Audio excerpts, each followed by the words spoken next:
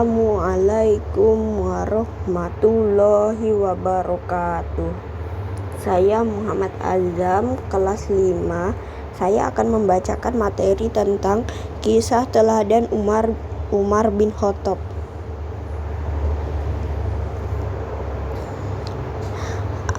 Umar bin Khattab sebelum masuk Islam. Umar bin Khattab lahir 581 Masehi dari suku Bani Adi. Ayah Khattab bin Naufal, ibu Hantamah binti Hashim. Saat remaja dikenal sebagai pegulat perkasa, menampilkan kemampuannya dalam pesta tahunan pasar Ukaz. Kecerdasan Umar bin Khattab mampu memperkirakan hal di masa depan, berbicara fasih dan tutur bahasa halus. Ia sering dipilih menjadi wakil kabilahnya untuk melakukan perundingan dengan suku lain. Nabi Muhammad SAW mengakui keunggulan Umar bin Khattab. Nabi Muhammad SAW pun pernah berdoa untuk Umar bin Khattab, "Ya Allah, kuatkanlah Islam dengan salah seorang dari Amr bin Hisham atau Umar bin Khattab." Doa Nabi Muhammad SAW dikabulan oleh Allah Subhanahu wa Ta'ala. Dengan Islamnya Umar bin Khattab pada tahun 616 Masehi. B. Umar bin Khattab masuk Islam.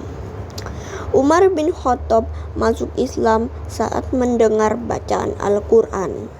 Umar tertarik akan keindahan ayat-ayat Al-Quran.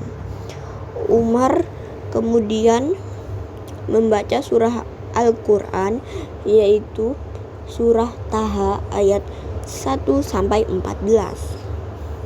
Umar mengucapkan kalimat syahadat di rumah Al-Arqam bin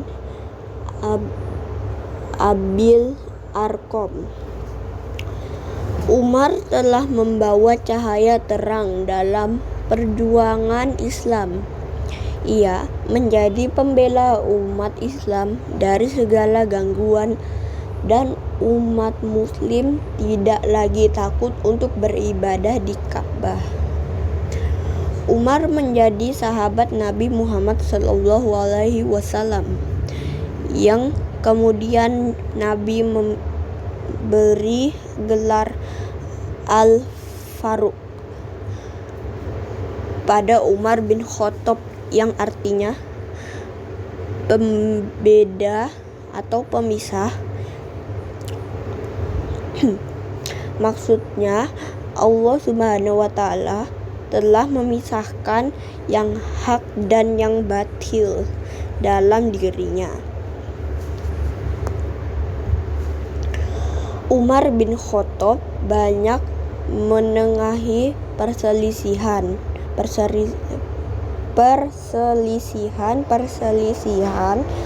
atas keberanian dan ketegasannya. Maka Umar menjadi kepercayaan pada masa Nabi Muhammad SAW dan masa Abu Bakar As-Siddiq. Ia selalu diangkat sebagai nasihat dan hakim segala urusan.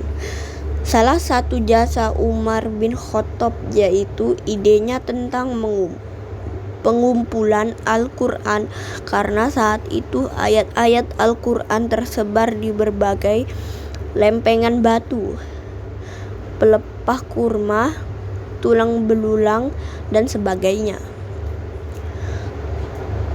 Tempatnya juga berserakan di tempat para sahabat dan tidak berkumpul di satu tempat. Karena masa Nabi Muhammad SAW banyak para penghafal Al-Quran akan habis atau meninggal. Oleh karena itu, ia mengusulkan Abu Bakar As-Siddiq agar mengumpulkan semua tulisan Al-Quran.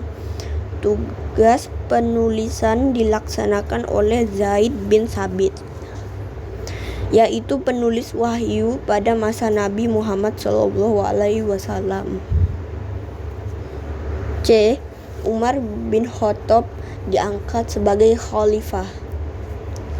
Umar bin Khattab diangkat menjadi khalifah pada tahun 624 Masehi di Masjid Nabawi untuk menggantikan Abu Bakar As-Siddiq yang telah wafat. Umar mendapatkan gelar Amirul Mu'minin. D. Perluasan wilayah Islam pada masa Umar bin Khattab. Umar bin Khattab meneruskan kebijakan Abu Bakar As-Siddiq untuk meluaskan wilayah Islam ke semenanjung Arab.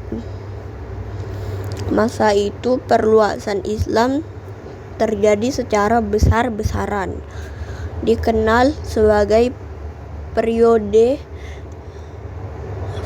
Futuhat al-Islamiyah. Secara berturut-turut, pasukan Islam berhasil menguasai Suriah, Persia, dan Mesir.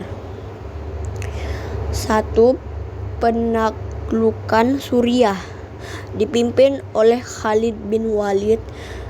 Penaklukan kota-kota di Persia seperti Damaskus, Yordania, Yerusalem, Hims, dan Antioquia berhasil menghancurkan pasukan Romawi Timur yang dipimpin Kaisar Heraklius.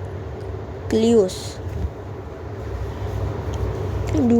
Penaklukan Persia dipimpin oleh Musanna bin Harisah. Pasukan bantuan dipimpin Sa'ad bin Abi Waqqas. Kaum muslimin berhasil menguasai ibu kota Persia, Madain. Kekaisaran Persia runtuh dalam perang Nahrawan pada tahun 640 Masehi. Persia menjadi wilayah Islam.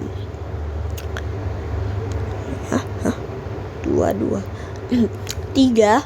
Penaklukan Mesir. Amru bin As menjadi tokoh dalam penaklukan Mesir. Terdapat bantuan Zubair bin Awam. Pasukan muslimin berhasil mengalahkan pasukan Romawi Timur dipimpin Cyrus di kota Iskandaria, kemudian mendirikan kota Fustat dekat Babylon sebagai pusat pemerintahan. Sejak itu, Mesir menjadi pusat kebudayaan Islam.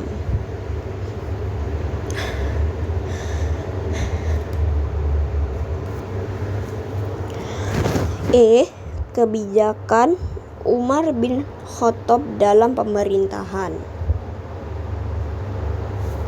Umar bin Khattab sangat adil dalam menjalankan pemerintahan. Umar bin Khattab akan menghukum yang salah dan membela yang benar. Umar bin Khattab memperhatikan kehidupan rakyatnya. Bila ia menemukan rakyat yang membutuhkan bantuan, ia akan memberikan bantuan. Umar bin Khattab membagi wilayah menjadi 8 provinsi, yaitu 1 Mekah, 2 Madinah, 3 Jazirah, 4 Suriah, 5 Kufah, 4 Basra, 7 Mesir, 8 Palestina. Di bidang hukum, Umar bin Khattab menyusun sebuah risalah yang dikaji oleh Abu Musa al-Asy'ari.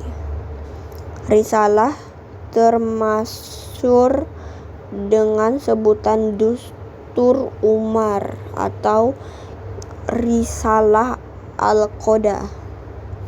Umar bin Khattab mengangkat beberapa staf, yaitu Katib, Sekretaris Kepala, Katib Ad-Diwan, Sekretaris pada Badan Militer, Sahib Al-Khorja, Pejabat Perpajakan, Sahib Al-Ahdas, Pejabat Kepolisian, Sahib Baitul Mal, Pejabat Keuangan, Kadi, Pejabat Keagamaan.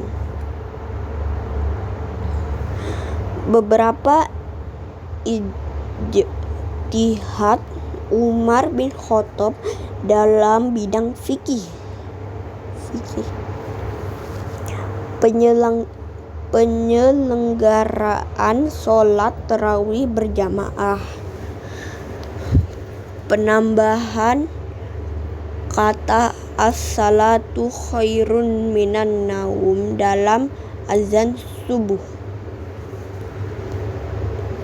Beberapa jasa Umar bin Khattab dalam bidang hukum, yaitu 1. Penetapan aturan pembagian harta warisan.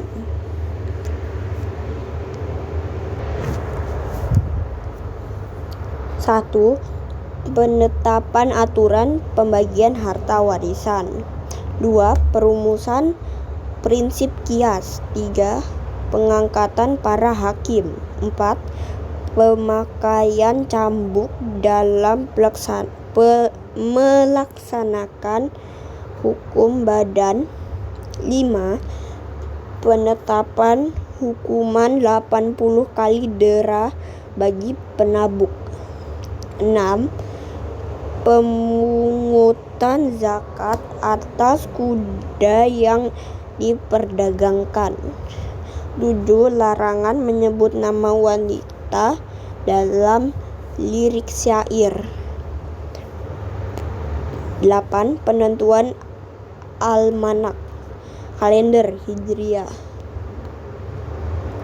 F. Wafatnya Umar bin Khattab. Umar bin Khattab wafat pada 1 Muharram 23 Hijriah.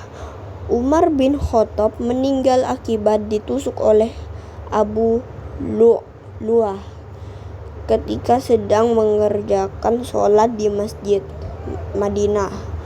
Umar bin Khattab meninggal dunia pada usia 63 tahun.